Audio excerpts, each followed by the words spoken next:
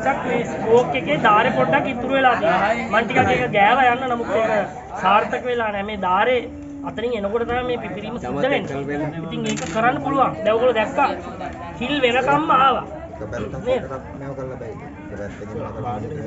එක පැත්තක් විදලා ඉතින් පෙන්නන්න පුළුවන්.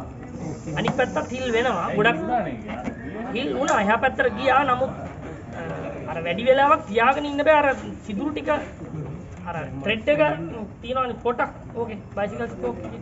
ඒ පොට කොටස හොඳට මේ වෙන්න ඕනේ. පොටක ඒ කොටස හරියට මේ වෙලා නැහැ උල් කරන තැනදී.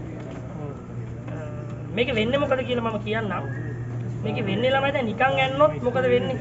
පටලේ සිදුරු වෙනකොටම ඇතුලේ වායු පීඩනය නිසා ඒ පටලේ කඩාගෙන ඉරාගෙන වායුව පිට වෙලා යනවා. නමුත් ටේප් එක ගැහුවාම පටලේ හෙල්ලුණාට පටලේ ඇදිලා සිදුර ලොකු වෙලා කැඩිලා යන්නේ නැහැ. ටේප් එකට ඇල්ලලා තියෙන නිසා පටලේ ඇදිලා යන එක නවත්තනවා. ඔක සුදුසලෝ ටේප් ගෙවුවත් හරිද? හා? සුදුසලෝ ටේප්. ඒකට වඩා මේක තමයි හරියට. ඔව්. හරි අපි මේක ළමයිට දෙමු. මේ හරි ක්‍රමයේ කිව්ව ළමයා ඉන්නවා. ඒ ළමයට අපි දෙමු. ඔයා කැමති විදිහටම කරන්න කොහොමද?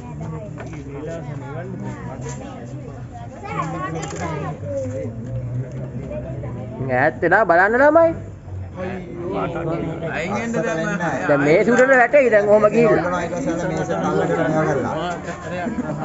බස්සට එලා බලන්න ඔක්කොම බලන්න පුළුවන් නේ.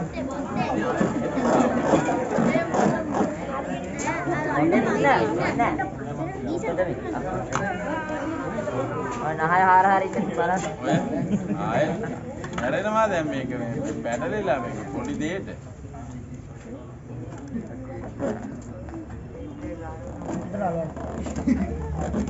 නමකුත් තියනවා නේද?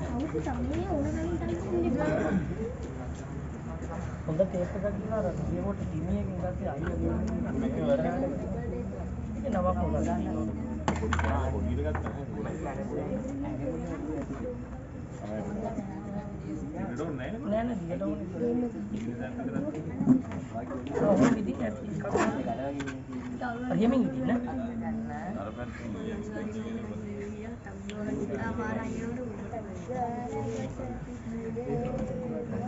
අන්න බැලුම් බෝලේ අතුලට නම් ගියා.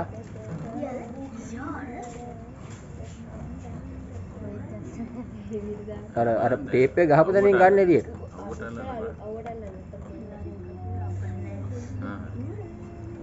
හිමීට ගන්න. හිමීට. පොඩ්ඩක් ගන්න ඔක්කොම ගන්න ඕනේ නැහැ. පින්නන්න. ඇති. හරි යනවා. ගාන පොඩ්ඩක්.